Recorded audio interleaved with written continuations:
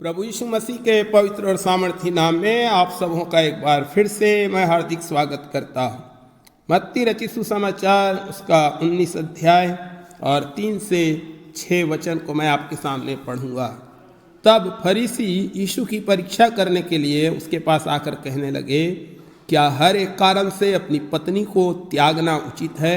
उसने उत्तर दिया, क्या तुमने नहीं पढ़ा कि जिसने उन्हें बनाया उसने आरंभ से नर और नारी बनाकर कहा, इस कारण मनुष्य अपने माता पिता से अलग होकर अपनी पत्नी के साथ रहेगा और वे दोनों एक तन होंगे। और वे अब दो नहीं परंतु एक तन हैं। इसलिए जिसे परमेश्वर ने जोड़ा है उसे मनुष्य अलग ना करे। आज हम मसीह विवाह के स्वभाव के बारे में विचार करेंगे। विवाह की प्रथा कहाँ से आई? स्त्री और पुरुष क्यों विवाह करते हैं? विवाह कैसे आरंभ हुआ? बाइबल हमें बताती है कि विवाह का शुभारंभ स्वयं परमेश्वर ने किया। जब परमेश्वर ने प्रथम मनुष्य आदम की रचना की तो वह अकेला था। पृथ्वी पर उसके अतिरिक्त कोई दूसरा मानव प्राणी नहीं था। निसंदेह पशु जरूर मौजूद थे परंतु आदम एकमात्र मनुष्य था। आदम पशुओं से अपना जी बहलाता था और उसे परमेश्वर के साथ बातचीत करने में आनंद प्राप्त होता था। फिर भी उसके पास उसके समान ऐसा कोई दूसरा प्राणी नहीं था जिसके साथ वो बातचीत कर सके। बाइबल हमें बताती है कि परमेश्वर ने देखा कि आदम अकेला है और उसने निर्णय किया कि अच्छा नहीं है।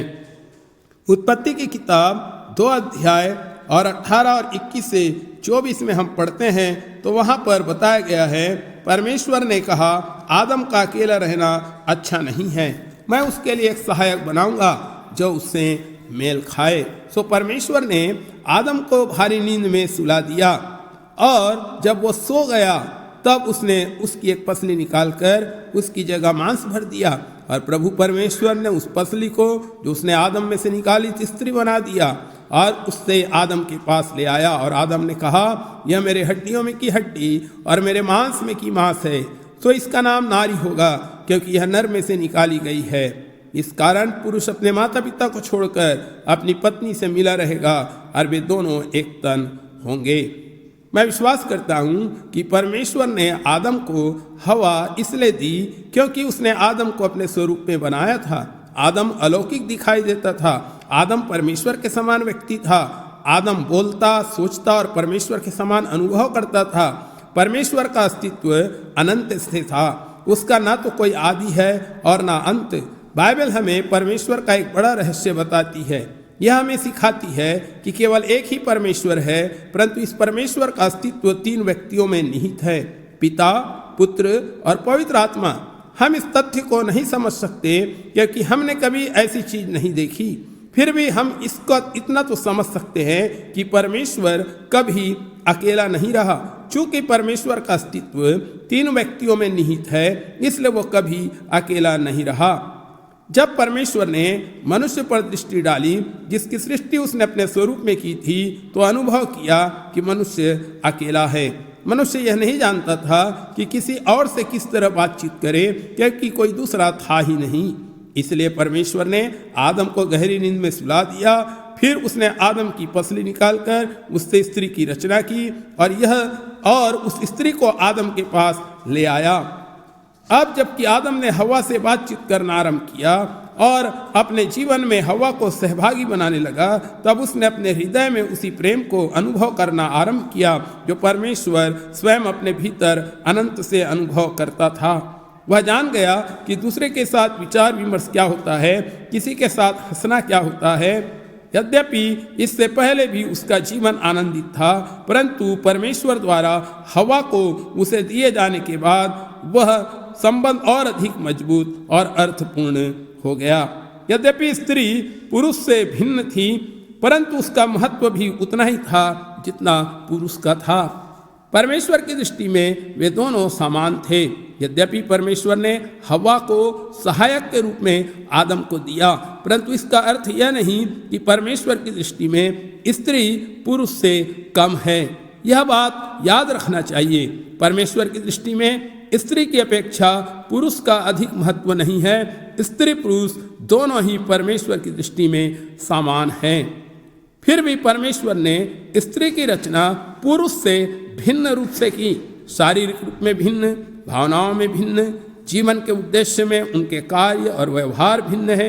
यही अंतर उस एकता और संगति को संगठित कर देता है जब एक स्त्री पुरुष से विवाह कर लेती है।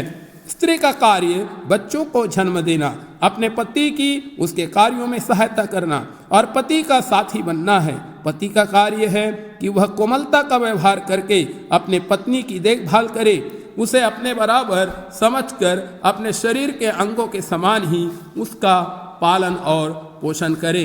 इस प्रकार दो व्यक्ति संगठित होकर एक बनते हैं। जैसा कि बाइबल बताती है कि वे एक तन हो जाते हैं, मानो उनका शरीर एक ही हो। जिस प्रकार परमेश्वर एक है और उसका अस्तित्व तीन व्यक्तियों में निहित है, उसी प्रकार स्त्री पुरुष आत्मिक और शारीरिक रूप में एक हो जाते हैं। यद्यपि वे दो व्यक्ति होते हैं और यह त्रिभुज तब बन जाता है जब परमेश्वर विवाह को बच्चों की आशीष प्रदान करता है। बच्चे उनके मांस में के मांस और उनकी हड्डियों में के हड्डियां होते हैं। उनकी संगति में एक तीसरा क्षेत्र जुड़ जाता है जब वे अपने जीवनों में बच्चों को सहभागी बनाते हैं और उनका पालन पोषण करते हैं।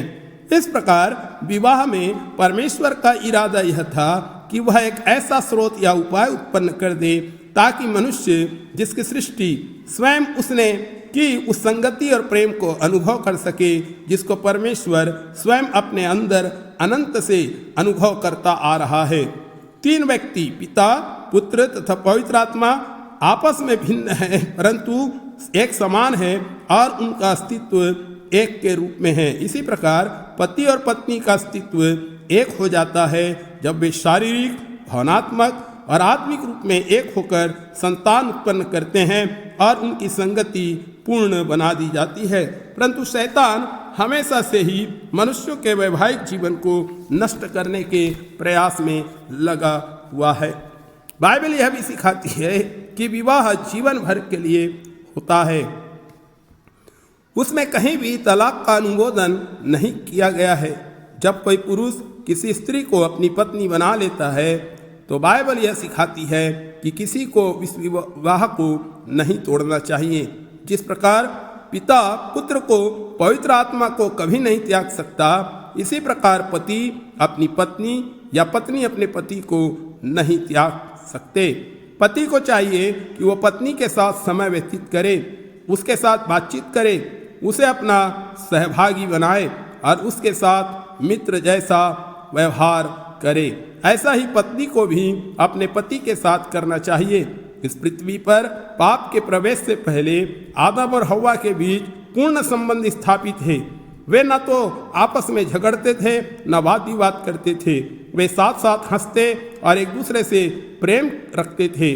दो व्यक्ति परस्पर उसी प्रकार एक हो गए थे जिस प्रकार एक परमेश्वर का अस्तित्व तीन व्यक्तियों में निहित है, उनमें पूर्ण संगति और एकता है।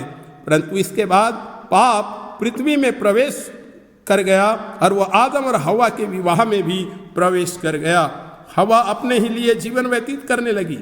उसे अब आदम की सहायता करने की चिंता ना रही, न ही वह उसके प्रति आज्ञाकारी रही। शैतान ने उसे पाप करने का प्रलोभन दिया। हव्वा ने आदम से किसी प्रकार का कोई सलाह नहीं लिया, कोई परामर्श नहीं लिया। उसने अपनी ही इच्छा के अनुसार कार्य करके उनमें जो परमेश्वर ने घनिष्ठ संबंध जोड़ा था उसे तोड़ दिया। तभी से हव्वा के पाप ने संसार में सभी विवाहों को प्रभावित किया है। पति पत्नी एक दूसरे के इतने निकट नहीं है जितना उनको होना चाहिए। कई पुरुष विवाह करके स्त्री को अपनी पत्नी बना तो लेते हैं, फिर उनको तलाक दे देते हैं या उनकी अपेक्षा करते हैं। उनमें लड़ाई झगड़े और मारपीट होती रहती है और किसी किसी देश में तो परमेश्वर का विवाह का जो उद्देश्य था उसका उल्लंघन किया जाता है, क्योंकि पुरुष स्त्री को अपनी पत्नी के रूप में नहीं वरन अपने या दूसरों की सेविका के रूप में प्रयोग करता है।